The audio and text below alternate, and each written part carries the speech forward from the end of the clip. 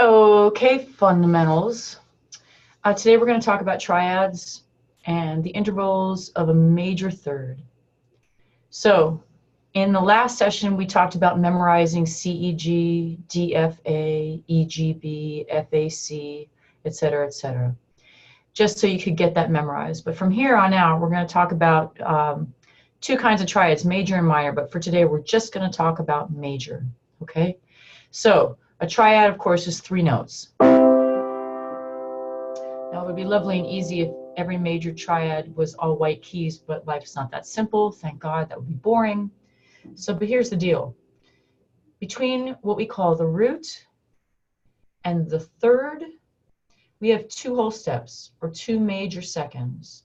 2 whole steps makes a major third. So from C to D is a whole step. From C to E is another whole step.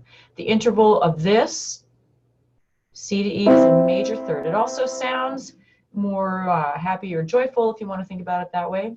So the root is C. The third, the major third, is an E. Now, the relationship between the third and the fifth is what we call a minor third. And we're going to talk about that more in depth next week. But basically, here's your whole step and then a half step.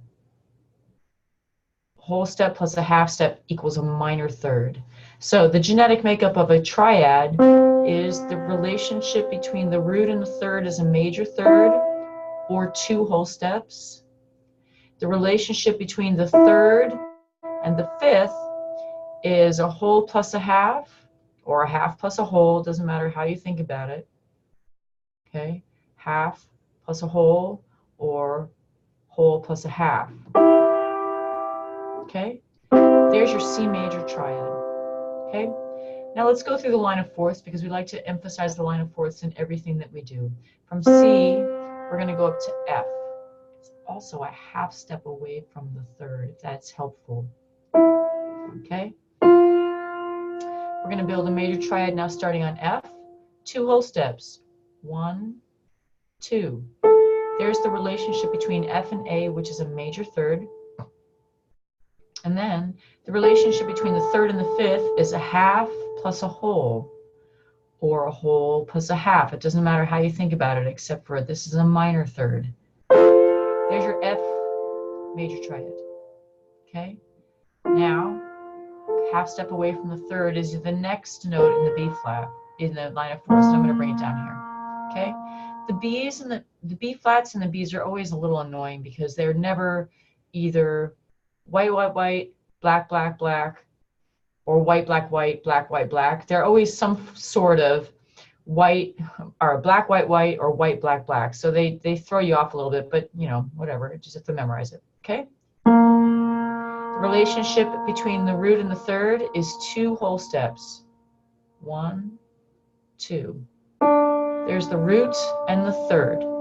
The relationship between the third and the fifth is a whole plus a half, or a half plus a whole. It doesn't matter how you think about it. There's your B flat major triad. Okay?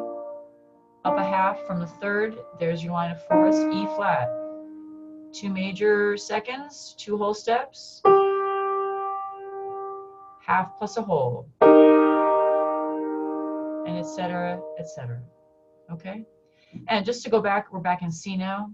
Remember, a major third is 2 whole steps, and that's from anywhere on the piano. 2 whole steps.